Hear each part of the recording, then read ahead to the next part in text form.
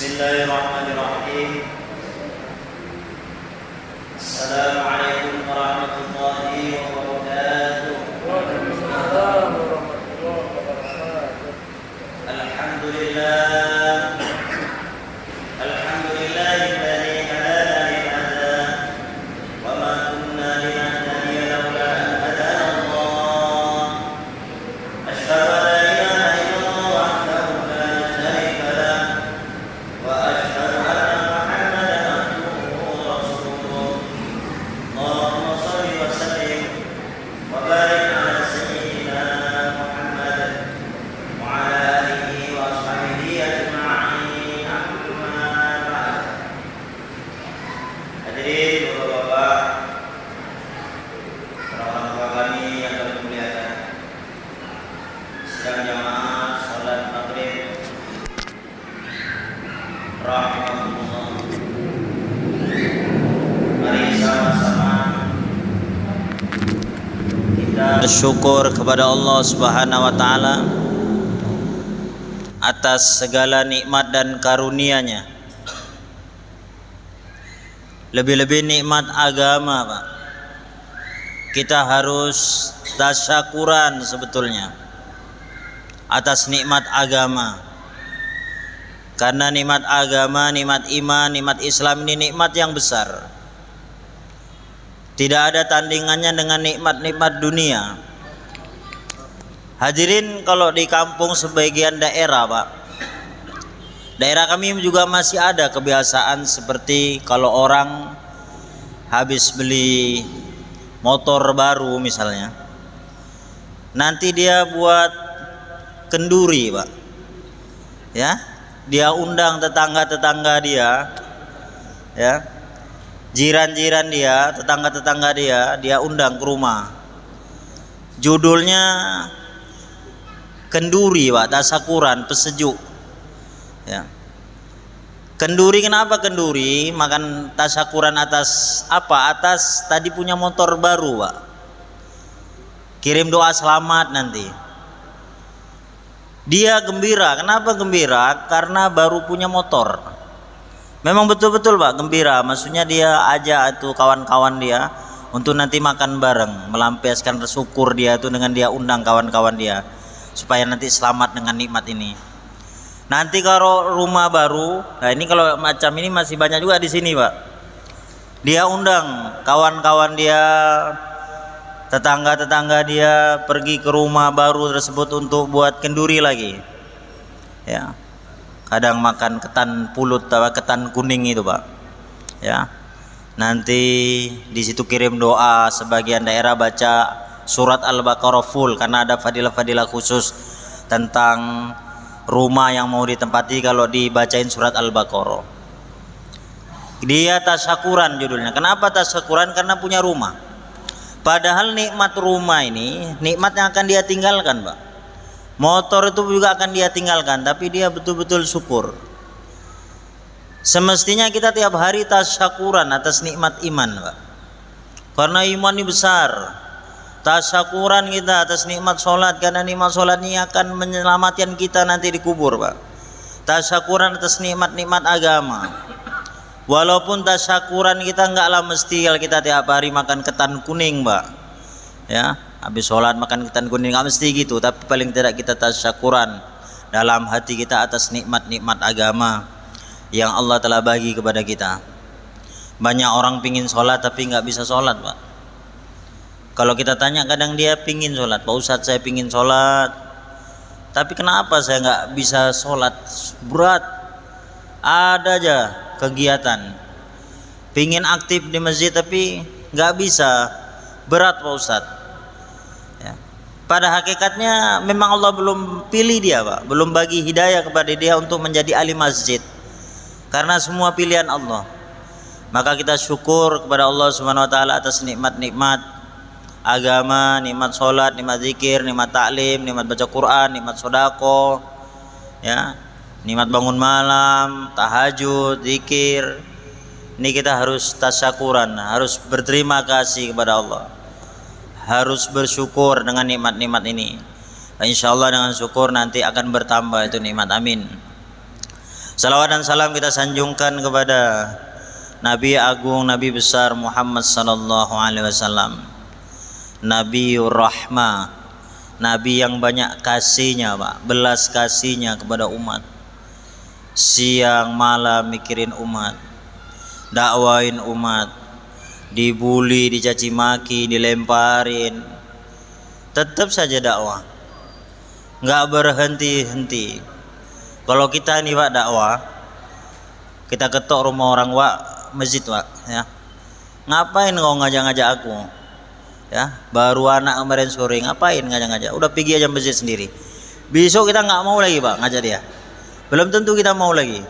Bahkan bahasa dia itu bisa teringat sepanjang masa. Itu, wah, itu pernah aku ajak sholat, ya, marah-marah pula dia, ya kan. Tapi Rasulullah SAW dicaci maki, diejek, dilemparin, tetap saja besok dakwain lagi, pintu yang sama, rumah yang sama. Maka hadirin, kita banyak-banyak salawat taslim juga, salawat dan taslim kepada beliau. Mudah-mudahan barokah, banyak salawat, ya. Nanti kita di sana dapat syafaatnya baginda Nabi Muhammad sallallahu alaihi wasallam. Amin. Bismillahirrahmanirrahim. Man lam yuqbil 'ala Allahi bimulatifatil ihsan quyida ilaihi bisalasilil imtihan. Kata Al-Imam Ahmad Ibnu Athaillah As-Sakandari, man lam yuqbil 'ala Allahi, barang siapa yang tidak suka untuk menghadap kepada Allah, tidak suka menghadap kepada Allah, bimulatifatil ihsan, dengan lembut halusnya kebaikan-kebaikan, karunia-karunia Allah, quyida, maka dia akan ditarik ilaihi, kepada Allah, kepada ingat kepada Allah, kepada dekat kepada Allah, akan ditarik dia bisalasilil imtihan, dengan rantai-rantai ujian. Jadi orang kalau nggak mau dekat dengan Allah, nggak mau menghadap Allah, nggak mau dekat pada Allah, dengan kelembutan karunia Allah, nanti ini kadang hamba ini ditarik oleh Allah, dipaksa untuk tetap dekat kepada Allah, tapi bisalasilil imtihan, dengan rantai-rantai ujian, Pak. Maksudnya gimana? Orang dekat dengan Allah itu terkadang ada dengan dua cara, Pak. Cara yang pertama, bimulatifatil ihsan, dengan diberinya kenikmatan kepada dia, Pak. Rezekinya lancar, sehat, nggak pernah ada masalah, hidup tenang, dia dekat kepada Allah, ya, dia bisa dekat dengan Allah. Dia mikir nih, banyak sekali rezeki Allah pada saya, banyak sekali karunia Allah pada diri saya, dipilih saya sholat, dipilih saya zikir. Dengan lembutnya sifat ihsannya Allah dibagikan kepada dia ini, dia bisa taat, Pak. Jadi ketaatan dia ini sebab banyaknya karunia yang Allah bagi kepada dia, sehingga dia banyak syukur, banyak terima kasih, ya, nggak berani maksiat, karena begitu banyak Allah buat baik kepada kita, ya, dari bangun tidur sampai tidur kembali tidak ada masalah, tiap hari begitu nggak ada masalah, banyak rezeki. Maka nggak berani maksiat, nggak enak rasanya mau maksiat, karena begitu banyak karunia Allah Subhanahu Wa Taala pada diri dia nih. Ini cara yang pertama. Cara yang kedua, ketika orang sudah dikasih nikmat-nikmat juga terkadang nggak mau ingat kepada Allah, nggak mau zikir kepada Allah, nggak mau menghadap Allah, maka quyida, ditarik dia, diseret dia, ya, dengan diberikannya musibah, dikasih musibah, sakit, akhirnya ingat kepada Allah, Pak, akhirnya mau zikir kepada Allah. Dikasih musibah, ya, keributan, gempa bumi, akhirnya nangis dia habis gempa bumi, ya, rumahnya tertimpa, ya, hartanya habis. Akhirnya apa? Dia dekat kepada Allah. Intinya memang Allah Subhanahu Wa Taala mau dekatkan dia kepada Allah, mau Allah bagi hidayah. Waktu ada nikmat, terkadang orang tidak mau Pak dekat dengan Allah, nggak mau zikir, nggak mau taat, maka Allah paksa, maksudnya bahasanya ini ya, Allah paksa, kuyida ilaihi bisalasil, dengan rantai Pak. Salasil itu rantai imtihan, dengan musibah. Maka berapa banyak ya, yang pertama tadi orang banyak nikmat dia dekat dengan Allah, itu banyak Pak. Orang dapat nikmat dia bersyukur, dia terima kasih, dia dekat dengan Allah. Dan begitu juga banyak orang karena musibah jadi dekat pada Allah. Habis kena sakit ya, seminggu masuk hospital, tobat dia Pak, nggak mau merokok lagi ya, terus dekat dengan masjid, nggak mau maksiat lagi. Itu banyak contoh-contoh seperti itu. Jadi malam yukbil 'alallahi bimulatifatil ihsan, siapa yang tidak suka menghadap pada Allah dengan kelembutan pemberian karunia Allah ya, banyaknya karunia tapi dia nggak bisa dekat pada Allah, nanti Allah paksa dia untuk dia dekat kepada Allah, tapi dengan banyaknya musibah. Maka kita lebih baik memilih yang pertama Pak, dekatlah kepada Allah sebelum datang musibah ya. Jangan nunggu musibah dulu kita baru nanti dekat ya. Udah sakit-sakit, udah naik ambulan, udah serunai sudah bunyi, baru kita ya, nangis-nangis ya. Ya masih ada nilainya Pak daripada enggak. Masih ada nilainya itu daripada udah di rumah sakit tapi tetap nggak taat pada Allah. Ini lebih gawat lagi ya, lebih gawat lagi.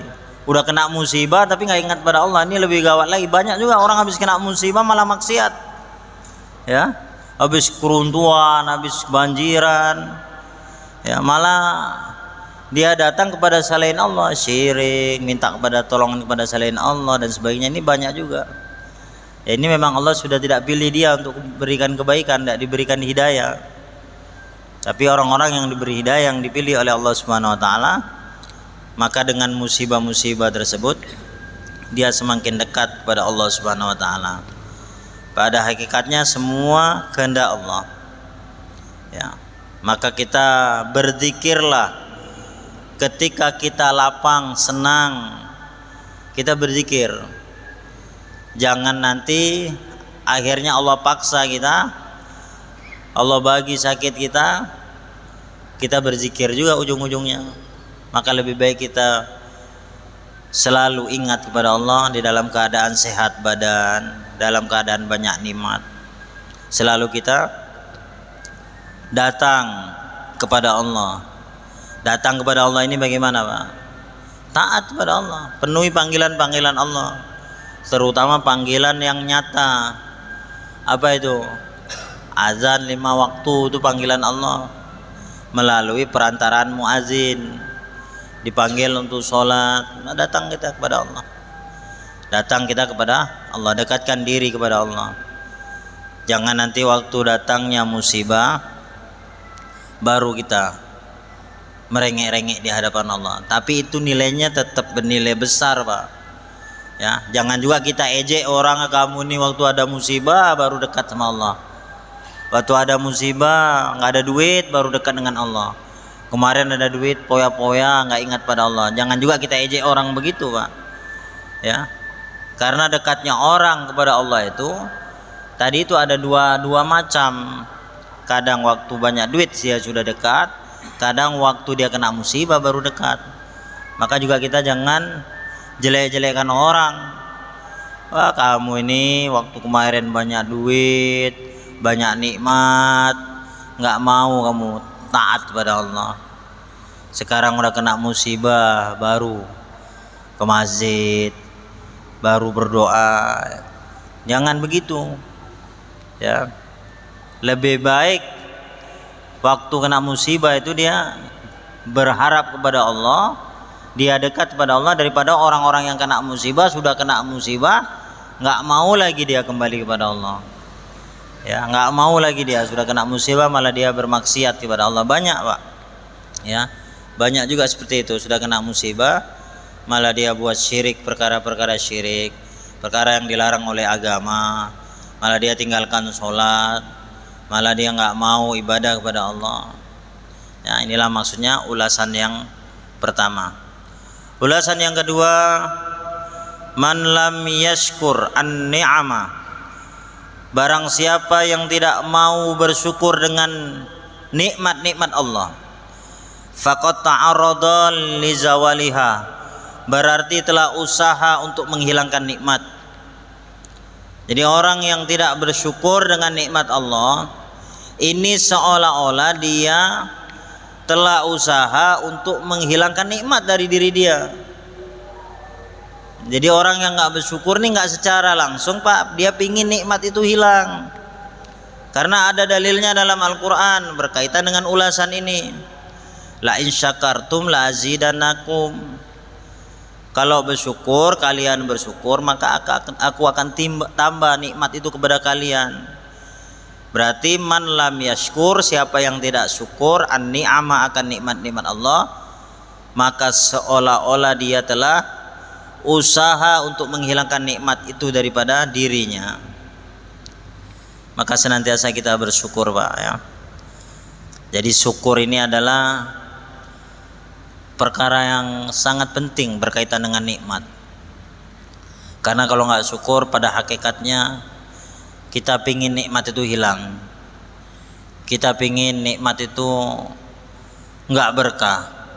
Waman syakoroha, dan barang siapa yang bersyukur atas nikmat, faqad qayyadaha bi'iqaliha, siapa yang bersyukur dengan nikmat berarti telah mengikat, qayyada, telah mengikat nikmat itu dengan sekuat-kuatnya ikatan. Syukur, sholat dengan syukur. Kita yang lemah-lemah, biasa-biasa dipilih Allah untuk sholat. Taklim dengan syukur, zikir dengan syukur, bisa diberikan kita ini nikmat zikir. Tahajud dengan syukur, sedekah dengan syukur, walaupun cuma sedikit yang kita bisa bagi. Banyak orang punya harta tapi nggak dipilih sama Allah untuk sedekah. Baca Quran dengan syukur, walaupun satu hari kita cuma 1 rubu, 2 halaman, 5 halaman, kita syukur. Bahkan cuma 1 halaman kita baca syukur ya. Apapun nikmat agama yang Allah telah bagi kepada kita, syukur ya.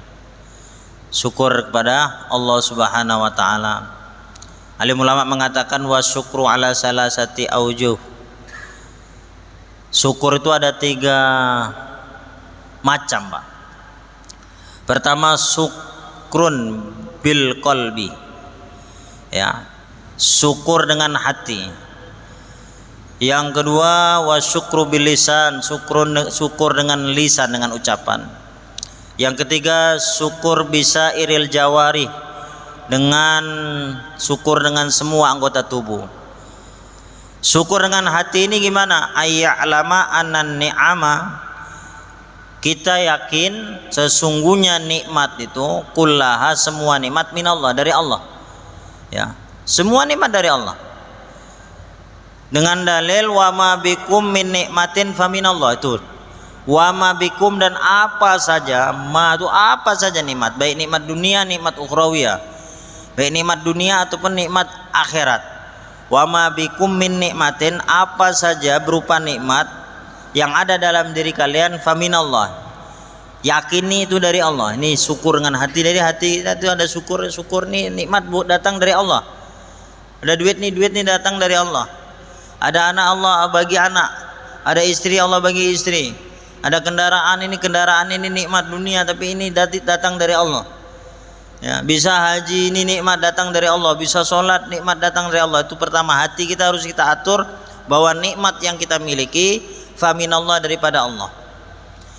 Yang kedua, syukrun bilisan. Syukrul lisan ini apa? As-sana'u 'alallah, memuji Allah ya. Wa kasratul hamdi wal madahi, banyak memuji Allah. Alhamdulillah, alhamdulillah, alhamdulillah. Jadi wiridan dia, jadi istighosa dia setiap malam. Alhamdulillah. Bahkan sebagian ulama mengatakan kalau nyebutin alhamdulillah dengan senyum, Pak, dengan merasakan kita tuh habis dikasih duit sama orang, Pak, misalnya, terima kasih Pak Haji, pasti kita senyum, alhamdulillah. Enggak lah kita cemberut, Pak. Maka kita ucap alhamdulillah ini dengan rasa gembira hati kita. Ya, alhamdulillah. Ya, alhamdulillah bahwa ini nikmat Allah bagi kepada kita, nikmat. Ya, ini nikmat, dikasih, maka kita terima dengan senang. Ya, jadi syukur dengan lisan itu banyak memuji Allah. Ya. Banyak memuji Allah. Banyak tahaddus bin ni'am. Jadi termasuk syukur dengan lisan itu menceritakan nikmat-nikmat Allah, Pak. Alhamdulillah kemarin habis umroh. Alhamdulillah ya. Baru lahir cucu. Alhamdulillah bisa ini, bisa itu tahadus, membicarakan nikmat Allah, tapi jangan niat sombong.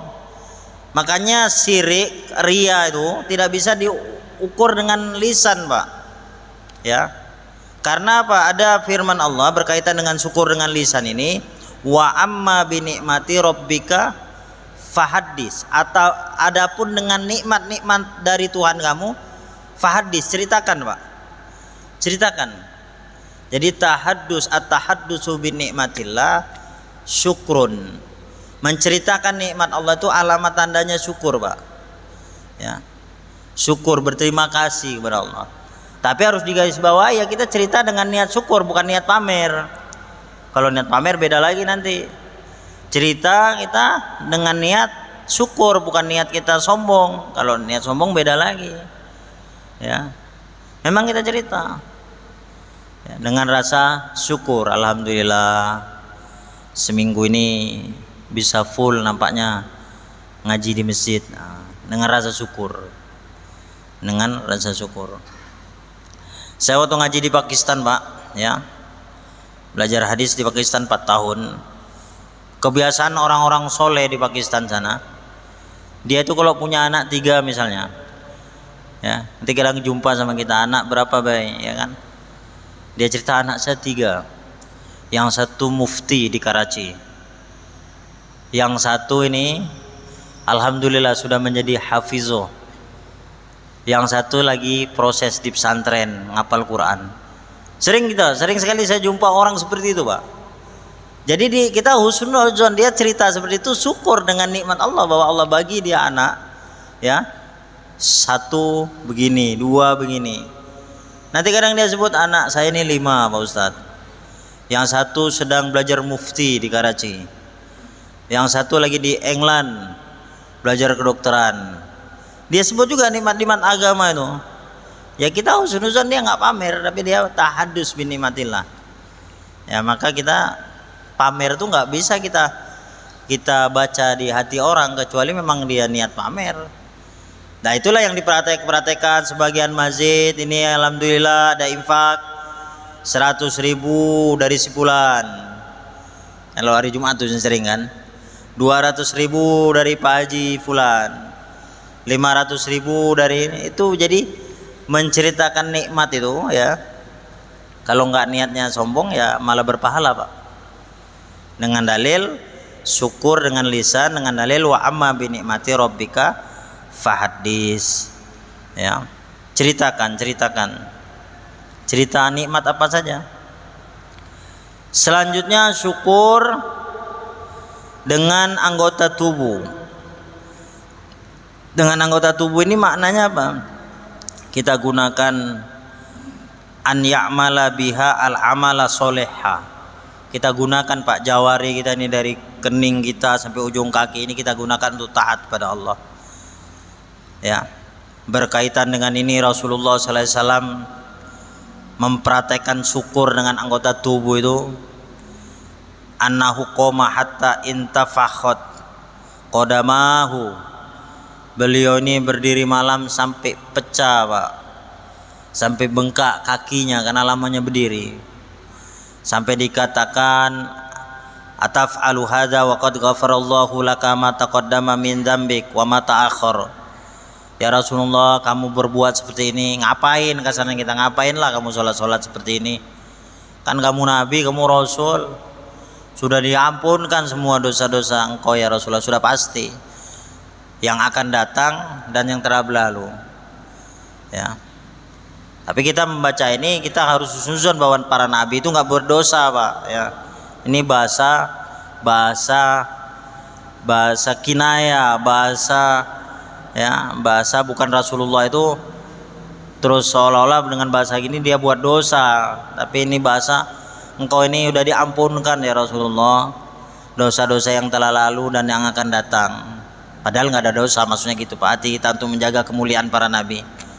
Tapi kenapa sholat sampai bengkak-bengkak? Afala akuna abdan syakuro, kata Nabi. Apakah tidak semestinya aku ini menjadi hamba yang bersyukur? Berarti maknanya ini syukur itu diantaranya dengan mengerjakan ibadah, Pak. Syukur tapi nggak pernah sholat. Ini belum syukur dengan anggota tubuh. Syukur malah tangannya dibuat untuk maksiat. Syukur malah hartanya digunakan untuk maksiat. Di antara pengertian syukur menggunakan nikmat sesuai dengan perintah Allah.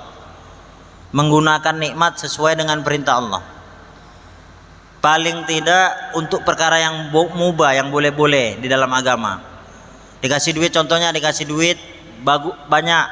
Tandanya syukur dengan duit itu gimana? Gunakan duit itu untuk agamanya Allah, untuk kebaikan-kebaikan. Paling tidak gunakanlah duit itu untuk perkara yang mubah-mubah, makan enak, minum enak, jalan-jalan yang dibolehkan dengan family, itu minimalnya.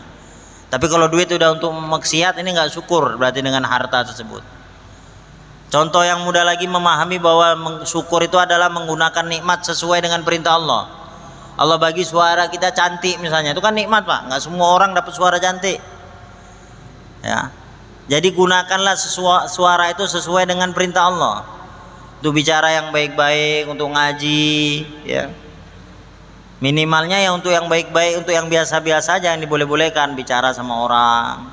Tapi kalau sudah suara itu yang bagus itu dibuat dangdutan, buat apa lagi, karaokean, buat kibotan, apa tuh, organ tunggal, ya kan, nyanyi suaranya bagus tuh, itu bukan nggak syukur dengan nikmat suara. Ya, jadi di antara definisi syukur tadi itu syukur dibagi tiga, definisi lain lagi bahwa menggunakan nikmat sesuai dengan perintah Allah. Ya, apa saja. Ya, dikasih kendaraan, gunakan kendaraan sesuai dengan perintah Allah. Jangan pindah haluan, Pak. Ya, buat ke masjid, buat silaturahmi, minimalnya buat yang mubah. Apa itu yang mubah? Jalan-jalan sama family, bantu orang, itu malah yang bagus. Ya, gunakan nikmat sesuai dengan perintah Allah. Tapi kalau udah nggak sesuai dengan perintah Allah, ini kufur jatuhnya. Dikasih duit tapi buat maksiat, ini kufur. Walaupun dia tidak ada ikrar dalam hati, Pak, bahwa saya kufur, enggak, bahwa saya kufur nikmat, dia enggak ada ikrar, bahkan dia mengatakan saya bersyukur dengan nikmat ini. Dia syukur berarti dengan lisan, tapi praktek dengan anggota tubuh dia maksiat dengan nikmat tersebut. Ya, hartanya misalnya, mata ini kan nikmat, gunakan yang baik-baik. Tapi kalau sudah matanya buat maksiat, nih berarti dia kufur dengan nikmat mata. Ya. Ada yang tanya Pak, silakan. Ada dua ulasan ya, silakan Pak Sukman. Ya. Apabila seorang hamba itu telah berumur di atas 40 tahun, dia belum mampu melaksanakan tahajud, duha, baca Quran, pokoknya peningkatan iman yang lainnya, maka tapi dia tetap melaksanakan sholat wajib 5 waktu. Hanya saja dia belum mampu melaksanakan ibadah-ibadah sunnah lainnya, maka si hamba tersebut di dalam kehati-hatian itu maksudnya gimana? Sebagian ulama mengartikan kalau sudah umur segitu enggak berubah dia, biasanya sampai meninggal dunia tetap dalam keadaan enggak berubah begitu, Pak. Ya. Karena umur 40 tahun ke atas itu orang tua namanya, Pak. Jadi pengertian syabab, syabab itu pemuda, Pak. Pemuda di dalam Islam itu patokannya umur 40 tahun. Ya, dari 39 ini masih muda. Ya, kan udah menikah punya anak. Iya, tapi muda, hitungannya dalam agama masih muda. Nanti kalau sudah 40 tahun ke atas nih sudah tua, orang tua. Ya. Maka kalau sudah 40 tahun nggak berubah, ini kebanyakan, ini nggak mutlak, Pak. Nggak mutlak, kebanyakan nanti dia nggak, susah untuk berubah. Susah, tapi itu semua ya takdirnya Allah. Banyak juga orang udah 50 tahun dia kenal agama, tobat banyak, Pak. Ya, jadi kita jangan memponis dengan makola ucapan-ucapan yang seperti ini. Oh, nanti kalau udah 40 tahun ini kamu nggak berubah, kamu nggak bisa berubah lagi sampai tua, sampai mati gini. Jangan kita patokin begitu. Hanya saja kebanyakan orang kalau sudah tua itu dia nggak mau ambil keputusan untuk tobat, untuk insaf, untuk merubah diri. Biasanya sampai meninggal dunia ya begitu aja dia. Sampai meninggal dunia masih hobinya catur aja. Ya, sampai meninggal dunia sukanya nongkrong, main gaple aja misalnya. Banyak gitu, mancing aja, udah mancing hobinya, nggak udah. Banyakan, tapi kita nggak bisa patenkan bahasa itu gitu, Pak, karena banyak prakteknya di lapangan. Karena hidayah, ya, hidayah ini milik Allah. Orang umur 50 dapat hidayah banyak, orang umur 60 dapat hidayah banyak, ya banyak, Pak. Orang udah tua-tua baru insya banyak. Hanya saja umumnya seperti tadi kepahaman itu, makola itu, ucapan itu. Ya, ada lagi yang tanya. Lah ini hadis, ini cerita ini buat kita. Kalau kita udah 40 tahun, ya, jangan buat memponis orang, tapi buat kita ini 40 tahun saya ini masih suka, ya, nonton kartun. Ini kan kartun ini nontonan anak-anak. Tobatlah, nggak usah nonton kartun, berubah, lebih baik zikir gitu, ya, gitu. Takutnya nih sampai meninggal dunia hobinya SpongeBob terus, ya kan, dan sebagainya. Ya, ya Pak Haji Sapri, apa kabar?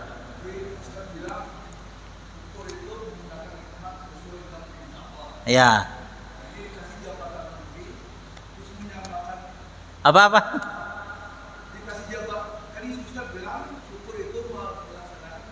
Menggunakan nikmat sesuai perintah Allah, ya.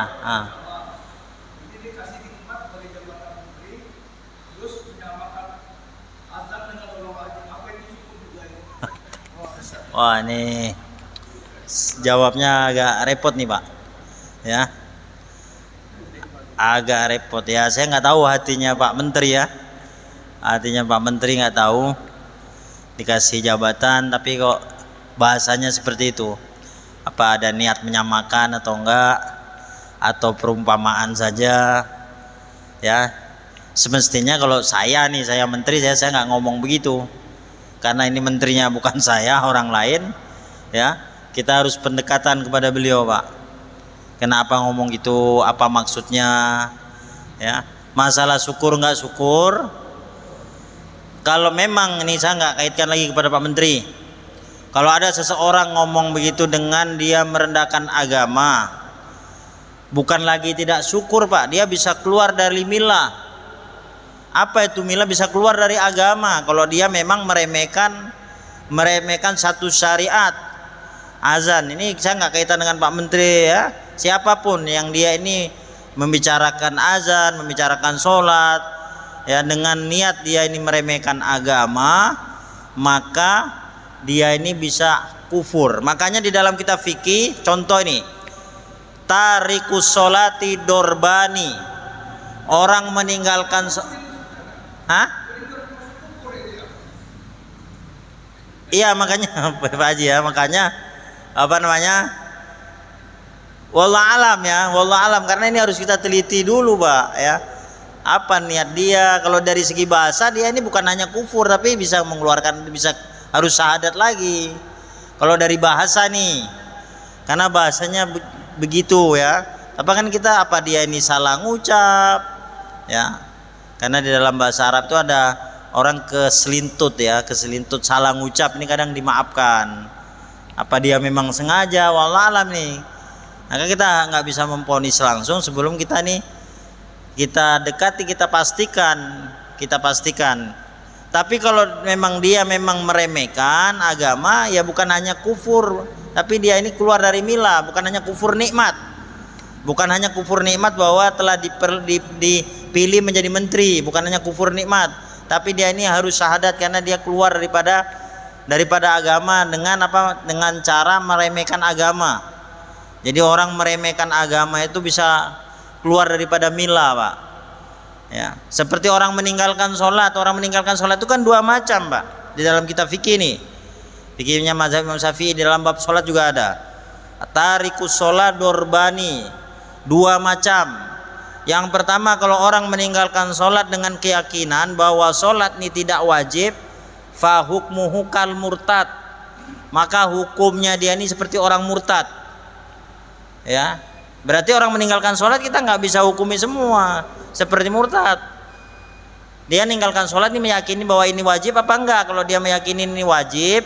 Yang kedua, orang meninggalkan sholat tetap meyakini bahwa itu wajib, hanya saja malas. Ya, ini yang banyak terjadi, malas, Pak Ustadz belum sempat. Ini dia masih Islam, masih dihukumin Islam, Pak.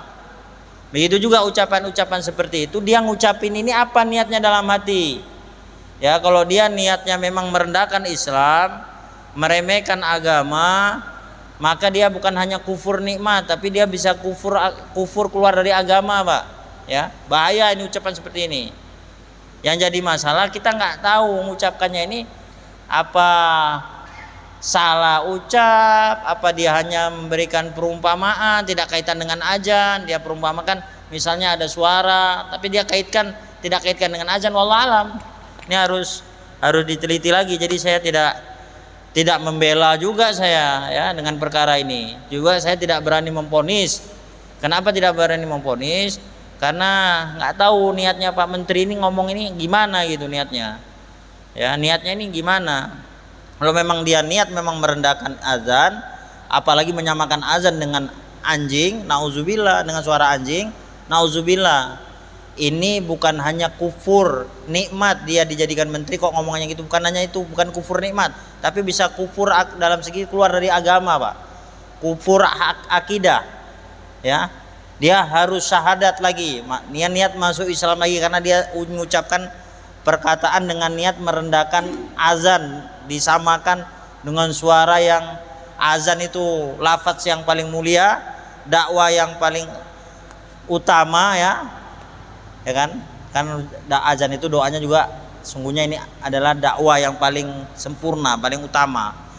Dia samakan dengan suara yang paling hina, Pak, maka ini bisa kufur. Tergantung niat dia, tergantung niat. Maka kita nggak berani memvonis langsung, ya, nggak berani memvonis, hanya Allah yang tahu. Kalau memang dia niat begitu terus karena diproses dia bilang nggak niat, itu urusan dia sama Allah, Pak. Dia waktu ngomong begitu niat merendahkan Islam, menyamakan azan dengan suara begitu, tapi waktu diproses karena takut hukum penjara dia bilang nggak niat begitu karena memang salah ucap dan sebagainya. Itu urusan dia lagi dengan Allah. Maka kita seorang muslim nggak bisa menghukum langsung. Kalau dulu yang menghukum ini kodi, sultan, ya. Insyaallah ya Pak, mudah-mudahan Allah Subhanahu wa taala bagi taufik kepada kita, amin, untuk senantiasa bisa menghadap Allah, bisa beribadah kepada Allah dengan banyaknya nikmat yang Allah telah bagi kepada kita. Jangan nunggu kena musibah, ya. Mudah-mudahan kita jauh daripada musibah. Dan mudah-mudahan yang kedua, ini ulasan yang kedua, kita selalu bersyukur dengan nikmat Allah Subhanahu wa taala, karena hakikatnya ketika kita bersyukur dengan nikmat Allah itu kita mengikat nikmat itu dengan ikatan yang kuat, menempel selalu nikmat itu pada diri kita. Mudah-mudahan berkah ngajinya, berkah keluarganya, berkah masjidnya, berkah tanahnya, berkah airnya, berkah lingkungannya, amin ya. Berkah hidupnya dunia dan akhirat. Hanya ini saja yang dapat kami sampaikan, lebih kurangnya mohon maaf. Wabillahi taufik wal hidayah. Wassalamualaikum warahmatullahi wabarakatuh.